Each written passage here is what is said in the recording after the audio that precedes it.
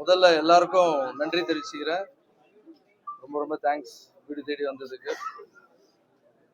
நான் ஒரு வீடியோ போட்டிருந்தேன். அதில் இவ்வளோ நாள் நான் சர்வீஸ் பண்ணியிருக்கேன், என்னுடைய வாழ்க்கையில் எப்படி அரசியல் வந்தது, இதெல்லாம் நீங்கள் வீடியோவில் பார்த்துருப்பீங்க. அரசியலுக்கு வரலாமா வேண்டாமா அப்படின்னு நான் மக்கள்கிட்ட கேட்டிருந்தேன். நிறைய கமெண்ட்ஸ் பார்த்தேன். நான் சின்ன பசங்கள்லேருந்து வயசானவங்க வரைக்கும் எல்லாரும் அவ்வளோ அன்போட வாங்க நீங்கள் வராமல் வேற யார் வர்றது. ஒரு சிலர்லாம் பார்த்தீங்கன்னா யூத் பசங்கள்லாம் திட்டுறாங்க, நம்மள என்னென்ன யோசனை பண்ணிக்கிறீங்க வாங்கினேன் அப்படின்றாங்க. ஸோ அவ்வளோ உரிமையோட கூப்பிடுறாங்க. ரொம்ப சந்தோஷம். நான் ஒரு முடிவு எடுத்திருக்கேன். அது இன்னும் கூடிய சீக்கிரத்தில் என் எல்லா ரசிகரையும் கூப்பிட்டு எங்கள் அம்மாவை அந்த ஸ்டேஜில் உட்கார வச்சு அந்த நல்ல முடிவை சொல்லலான் இருக்கேன். ஸோ எல்லாமே நல்லதாகவே நடக்கும். நான் சொல்ல வந்தது இவ்வளோதான். ஸோ இங்கே என்னை வீட்டு தேடி வந்த என்னுடைய ரசிகர்கள் எல்லாருக்கும் என்னுடைய நன்றி தெரிவிச்சுக்கிறேன். என்கிட்ட சொன்னது இந்த திருநங்கை சிஸ்டர்ஸ்லாம் வந்திருக்காங்க, பார்க்க வந்திருக்காங்க, உங்களுக்கு பொக்கே கொடுக்க வந்திருக்காங்க. நான் ஜிம்மில் இருந்தேன், சரி பார்க்க வந்திருக்காங்க. அப்புறம் ஒரு சிலர் வந்திருக்காங்கன்னு சொன்னாங்க. பார்த்தா இவ்வளோ அன்புகள் வீட்டாண்ட கூட்டியிருக்காங்க. வந்த எல்லாருக்கும் என்னுடைய நன்றி. நீங்கள் நினைச்சது கூடிய சீக்கிரம் நடக்க போகுது.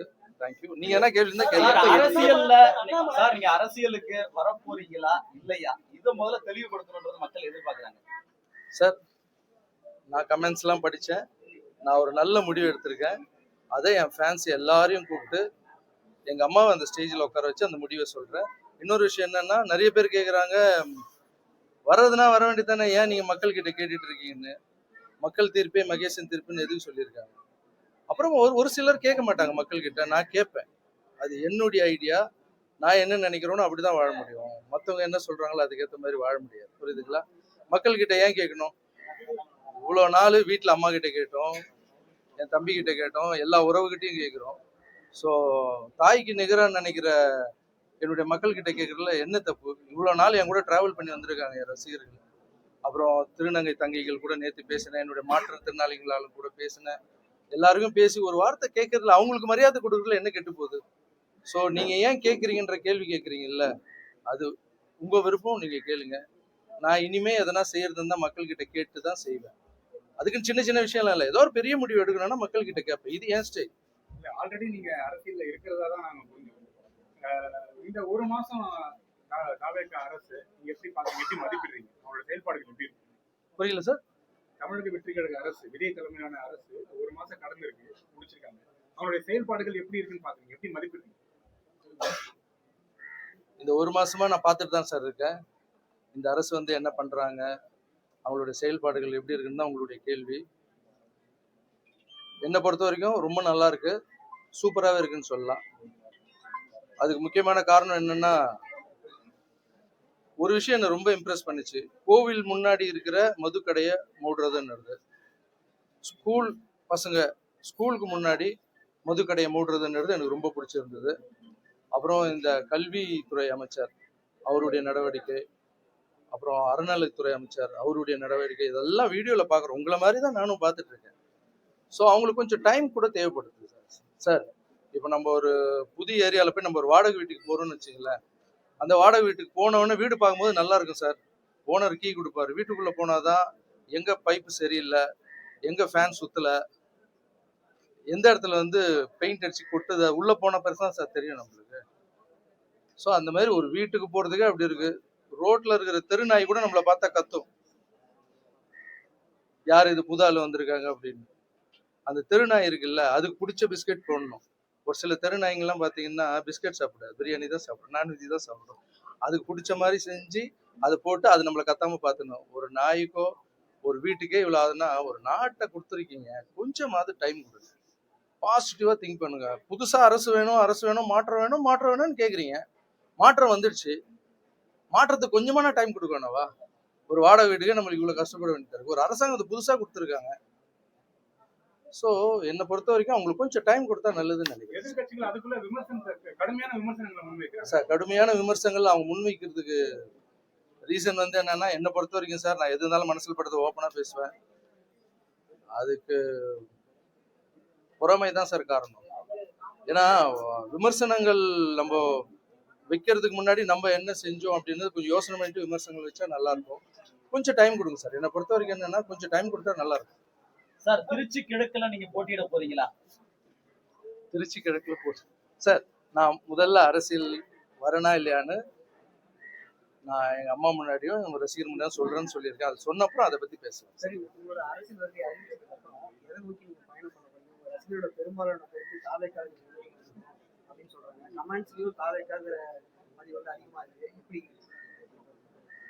சார், யார் கூட வரணும், எந்த டைம்ல வரணும், எப்படி வரணும், என்னுடைய அரசியல் நிலைப்பாடு என்னன்னு நான் ஒரு நல்ல முடிவு எடுத்திருக்கேன். அதை கூடிய சீக்கிரம் ரசிகர்கள் முன்னாடி சொல்றேன். எதிர்கட்சிகள்லாம் ஒரு விமர்சனத்தை வைக்கிறாங்க விஜய் மீது. சார், யாரோட சேர்ந்து பயணிக்க போறீங்க சார் உங்க அரசியல் வாழ்க்கை? அதெல்லாம் கொஞ்சம் பர்சனல் சார். அதெல்லாம் பர்சனலான விஷயம். ஒரு சில ஃபோன் வந்திருக்கு, எல்லாம் சாப்பிட கூப்பிட்டுருக்காங்க, வாங்கன்னு சொல்லி அட்வைஸ் பண்ண கூப்பிட்டுருக்கேன். எனக்கு என்ன, நான் ட்ரெஸ் வச்சு நடக்கும்போது எல்லா கட்சி தலைவர்கிட்டையும் நான் போய் ஹெல்ப் கேட்டிருக்கேன் சார். எல்லாரும் வந்து எனக்கு எதிரி இல்லை, எல்லாரும் எனக்கு நண்பர் தான். ஸோ எல்லாருக்கிட்டையும் அட்வைஸ் வாங்கி பெரியவங்க கிட்ட எல்லா கட்சி தலைவரும் பார்த்து ஆசீர்வாதம் வாங்கிட்டு என்னோட முடிவை சீக்கிரமா அறிவிப்பேன் சார். ரஜினி அவர்களோட இது குறித்து ஏதாவது பேசுனீங்களா? உங்களுடைய அரசியல் இந்த மூவ்மெண்ட், அதாவது வரவேணான்றது ரஜினி அவர்களோட ஏதாவது பேசுனீங்களா? உரையாடுனீங்களா? கலந்தாலோசிச்சீங்களா? அவர் ஆசீர்வாதம் இல்லாம நான் எதுவுமே பண்ண மாட்டேன் சார். ஸோ அவருடைய ஆசீர்வாதத்தோட தான் நான் எல்லாம் பண்றேன்.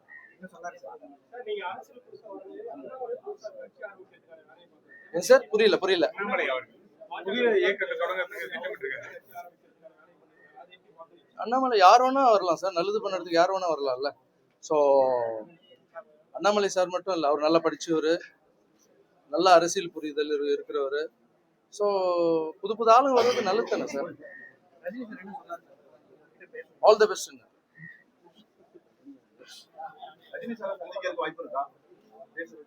ஆமா சார், என் முடிவை தெரிவிச்ச அப்புறம் எல்லாருக்கிட்டையும் போய் ஆசீர்வாதம் வாங்கணும்ல. மேடை நிகழ்வு எப்போ எதிர்பார்க்கலாம்? மேடை ஏற்றம் எப்போ எதிர்பார்க்கலாம்? கொஞ்சம் சீக்கிரமாவே சார். ஏன்னா ஒரு விஷயம், ஒரு புது விஷயத்த நம்ம முன்னெடுத்து போறோம். அதுக்கு வந்து கொஞ்சம் டைம் எடுத்து கரெக்டான தேதியை சார் உங்களெல்லாம் கூப்பிடாமையா சார் பண்ணிடுவோம். ஏன்னா நான் டான்ஸ் மாஸ்டர்ல இருந்து வளர்ந்த வரைக்கும் என் பத்திரிகையாளர் எல்லாருமே என் கூட வந்து சப்போர்ட்டா இருந்திருக்கீங்க. எல்லாம் என்னுடைய நல்லது கெட்டது எல்லாத்துக்கும் நீ கூட வந்திருக்கீங்க. நீங்களும் ஒரு ஃபேமிலி மாதிரி தான். உங்களை எல்லாரையும் கூப்பிடுவேன், எல்லா ப்ரெஸ் மீட்டும் நான் அட்டன் பண்ணுவேன், எல்லாரையும் பார்ப்பேன். ஸோ உங்ககிட்ட சொல்லாம எந்த ஒரு விஷயமும் செய்ய மாட்டேன். விஜயோட ரசிகர்கள் தாவேக்கா தொண்டர்கள் எல்லாம் தற்கூரின்னு சொல்லி விமர்சிக்கிறாங்க. என்ன சார், புரியல? விஜயோட ரசிகர்கள் அதே போல தாவேக்கா தொண்டர்கள் எல்லாம் தற்கூரின்னு சொல்லிட்டு ஒரு விமர்சனம் வைக்கிறாங்க. அந்த ஒரு டேர்ம் எப்படி பாக்குறீங்க? அதை பத்தி உங்க கருத்து என்ன? விஜய் சார் ரசிகர்களை தற்கூரின்னு ஏன் கேட்கறான்னு கேக்குறீங்களா? விமர்சனம் பண்றாங்க எல்லாரும் சார். எல்லாரும் தற்கூரின்னு சொல்றது வந்து ஒருத்தர் வளர்ந்து வந்தாங்கன்னு வச்சுங்களேன், அதுக்கு ஏதாவது ஒரு தாக்கணும், அவங்க வர வைக்க கூடாதுன்றதுக்காக கூட அப்படி சொல்லலாம். மற்றவங்களுடைய பார்வையில வந்து அது தற்கூரி சார். எனக்குன்னு ஒரு பார்வை இருக்கு. அது வந்து தாவேக்காவின் அம்புக்குறி. அது தற்கூரி இல்லை, தாவேக்காவின் ஷார்ப்பான அம்புக்குறி. அது எப்படின்னா பெரிய மலையை உடைக்கும், நுழையாத இடத்துலயும் நுழையும். அது என்னென்னவோ பண்ணிட்டு இருக்கு. கண்மூடி கண்ணி திறக்கிறதுக்குள்ள வந்து உக்காந்துட்டாங்க. ஸோ அது தற்கொலை இல்லை சார், தாவேக்காவின் அம்புக்குறி. கையை இப்படி வச்சு அடிக்க வேண்டியதுதான், அடிச்சிட்டாங்க. ஸோ அவங்க மேல பொறாமப்படுறதா இல்லை அவங்க மேல பொறாமப்பட்டுக்கிட்டே வந்து தினமும் விமர்சிச்சுட்டே இருக்கிறதுன்றத விட்டுருங்க சார்.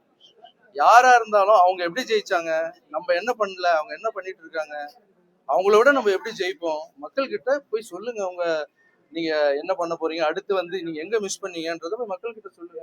அவங்க பார்த்து உங்களுக்கு பண்ண போறாங்க. 26 தேர்தலுக்கு பிறகு இந்த மாதிரியான ஒரு அறிவிப்பு என்ன சார்? 26 தேர்தலுக்கு அப்புறம் அரசியலுக்கு வரட்டுமா வேணாமா அப்படின்னு ரசிகர்கிட்ட கேட்க வேண்டிய தேவை. அதான் முன்னாடி பதில் சொல்லிட்டு சும்மா ரிப்பீட். வேற கேள்வி தம்பி.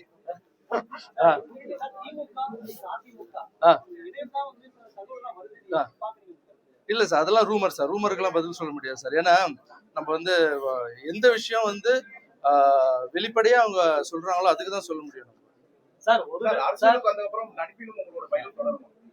அரசியலுக்கு வரனா இல்லையன்றது சொல்லிடுறேன், அதுக்கப்புறம் நடிப்பினத்தை பத்தி பேசலாம். விஜய் அவர்கள் வந்து பிரஸ் மீட்டே பண்ண மாட்டாரு, தமிழ்நாடு நலன் சார்ந்த பிரச்சனைகள் தொடர்பாக இது வரைக்கும் பேச மாட்டாரு. அதுக்கு ஏதோ ஒரு காரணம், அது ஏதாவது ஒரு காரணம் இருக்கும். சும்மா வந்து உட்காந்து பேசிட்டு இருக்கிறவங்க வேணுமா இல்ல செயல்படுறவங்க வேணுமா, நீங்க தான் டிசைட் பண்ணுங்க.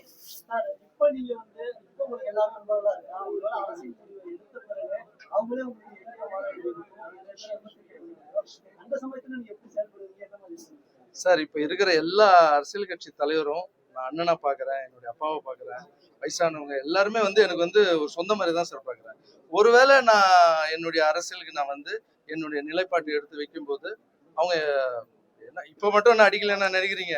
நான் வரலாமா வேணாமான்னு கேட்டதுக்கு லைட்டாக அடிக்க ஆரம்பிச்சிட்டாங்க, ஸ்மெல் எல்லாம் வருது. ஸோ இப்போ நான் விஜய் சார் பற்றி வேற பேசியிருக்கேன்ல, இப்போ அந்த அம்புன்னு பேசியிருக்கேன், வாடகை வீடுன்னு பேசியிருக்கேன். இதுக்கெல்லாம் இன்னும் அடிப்பாங்க, அடிக்கட்டும், ஒன்றும் பிரச்சனை இல்லை. ஏன்னா இல்லை நான் சொல்றேன், சொல்லி முடிச்சிடுறேன். அடிக்கட்டும், எல்லாமே வந்து விளையாட்டு தானே, நம்மளும் நல்லா கேம் ஆடுவோம்ல, களத்துக்கு இறங்கணும்னு நம்மளும் கேம் ஆட ஆரம்பிப்போம். சார் மக்கள் ஆதரவு எப்படி இருக்கும்னு நினைக்கிறீங்க? நீங்க அரசியலுக்கு வந்தா மக்கள் ஆதரவு எப்படி இருக்குன்னு நினைக்கிறீங்க? மக்கள் ஆதரவு நான் சொல்ல மாட்டேன் சார், நீங்களே பாக்குறீங்களே, கமெண்ட்ஸ் போய் பாருங்க. நான் போட்ட வீடியோக்கு எப்படி கமெண்ட்ஸ் பண்றாங்கன்னு பாருங்க. கண்டிப்பா மக்களுக்கு யாரு நல்லவங்க கெட்டவங்கன்னு தெரியும் சார். சார் நடிக்கவே முடியாது சார், இப்ப இருக்கிற சோசியல் மீடியா வளர்ந்துருச்சு சார். நீ நடிச்சா அதுக்கு உண்டான பலன் கிடைக்கும் சார், நீ உண்மையா இருந்தா அதுக்கு உண்டான பலன் கிடைக்கும் சார். நான் நடிக்க மாட்டேன் சார், உண்மையா இருப்பேன் சார்.